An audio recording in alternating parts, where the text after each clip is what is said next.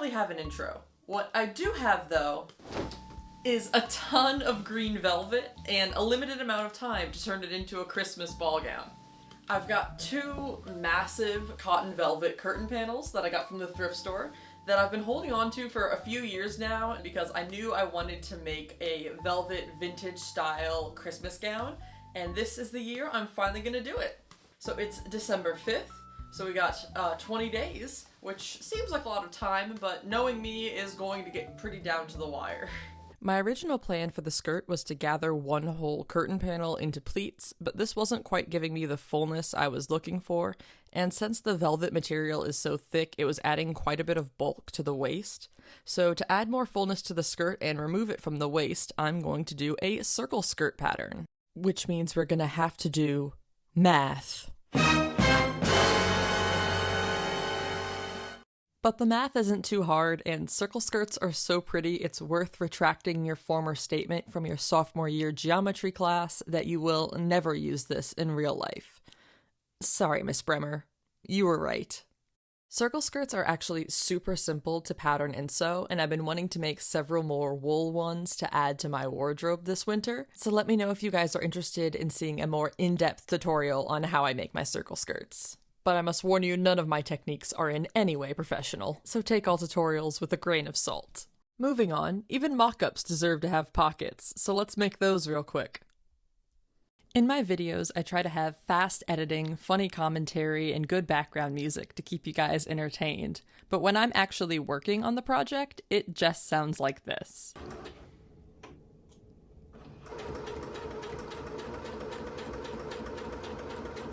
At least my sewing room has a good view.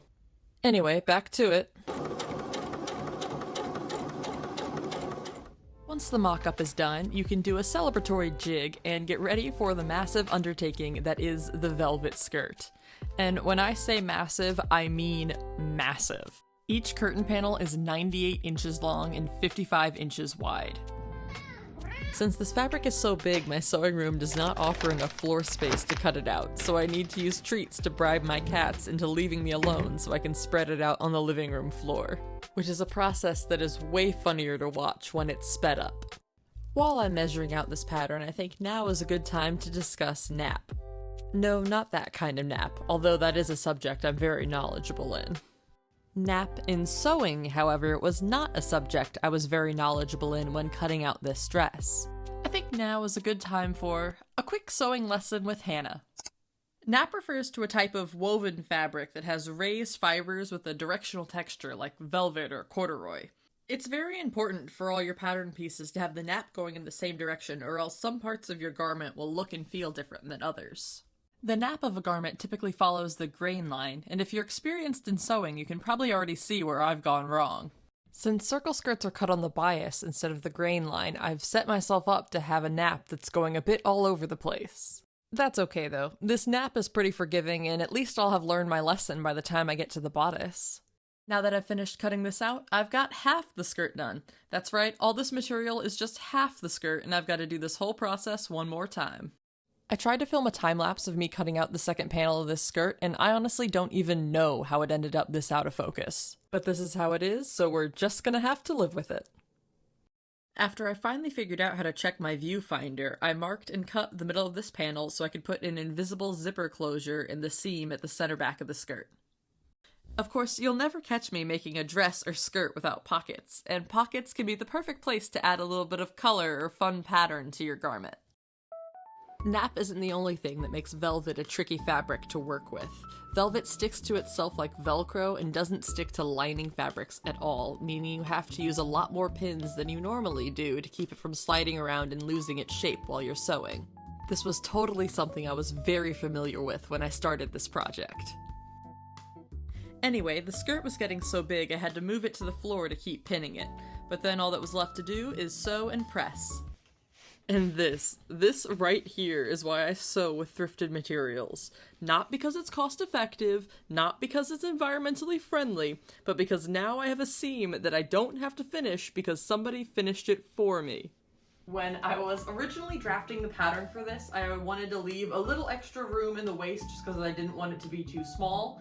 And I don't know if it's because I'm bad at math or if it's because I'm bad at measuring, but I definitely have a little more room back here than I was anticipating.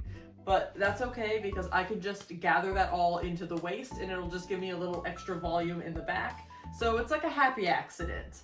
So the last thing I need to do tonight is go ahead and add the zipper and close up this back seam. And then I will have to wait until I have the bodice to gather the back up. So let's go ahead and get that done.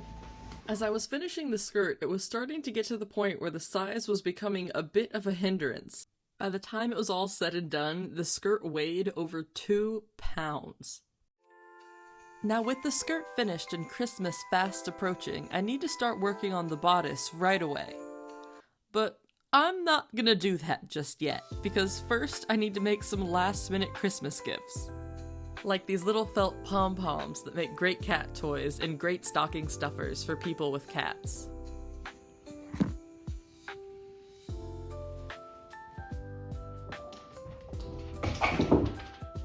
And little pillows made out of old sentimental t-shirts.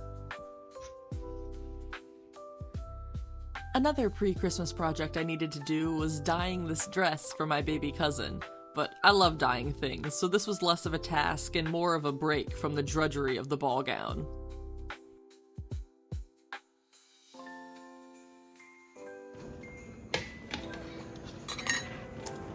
Super. And I think it turned out pretty cute, if I do say so myself. And after all that, I was finally ready to start on the bodice. I wanted to combine this 1950s style top with the corset pattern I'd used for my Lilith costume, mostly because I like how fun and Christmassy this corset looks with this skirt.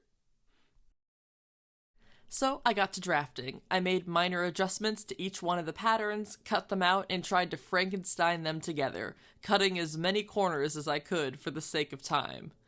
Unfortunately, while making the mock-up, it became abundantly clear that this wasn't going to work, resulting in a small mental breakdown.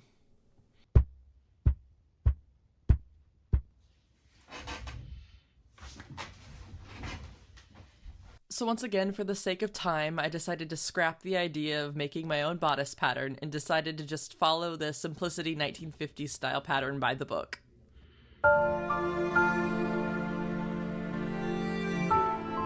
Well, that was stupid. Anyway, I made a quick mock-up of the pattern just to make sure that it fit me properly, but I didn't record much of that process because of the aforementioned mental breakdown.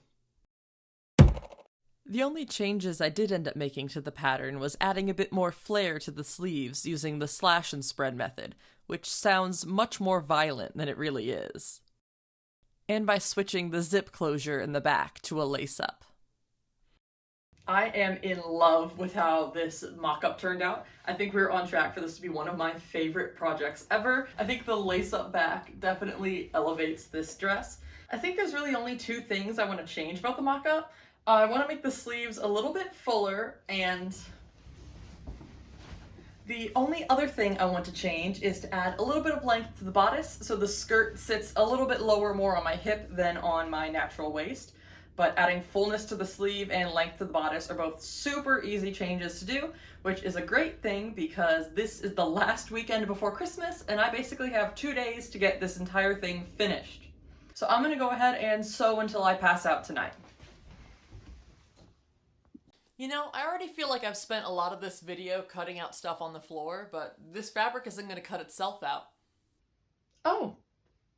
Well, I guess it will. As I race against the clock to get this finished, I think now is a good time to discuss the timeline of this video.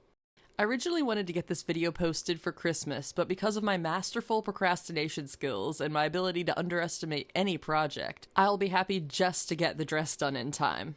And with the chaos of the holiday season, I know it'll be well past New Year's before I'm finally able to get this video edited. So I hope you guys are okay with a bit of a late Christmas present this year, but at least I've learned my lesson and will change my behavior in the future. Just kidding, that's never gonna happen. At least this project is pretty simple. It's just pinning, sewing, pressing, pinning, sewing, pressing, and repeating until you inevitably pass out at your desk. But if you've been a good and hard-working seamstress this year, 3 elves will visit you in the night and finish lining your bodice while you sleep. I probably would have made that reference whether this was my Christmas video or not, because I don't see why shoemakers get all the mythical help while dressmakers have to do all the work themselves. And sorry about all the glare on this clip. Normally I can record at my sewing machine in the afternoon, no problem, but this time of year the sun starts going down at 2 p.m. If seasonal depression is starting to get to you, I've got just the thing. Grommets! I found there's very few problems in life that can't be solved by the cathartic process of putting grommets into a garment. Whether you're stressed about the holidays, work, school, your love life, your mother-in-law, there's truly no limit to the number of problems that can be solved by hitting a hole punch with a hammer at least 1,000 times to put 18 grommets in the back of a corset.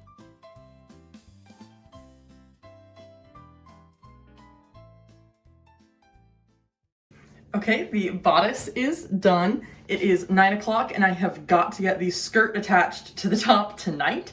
So I'm probably not going to record much of it. I'm just going to lock in and get it done. So I will see you guys when it is finished.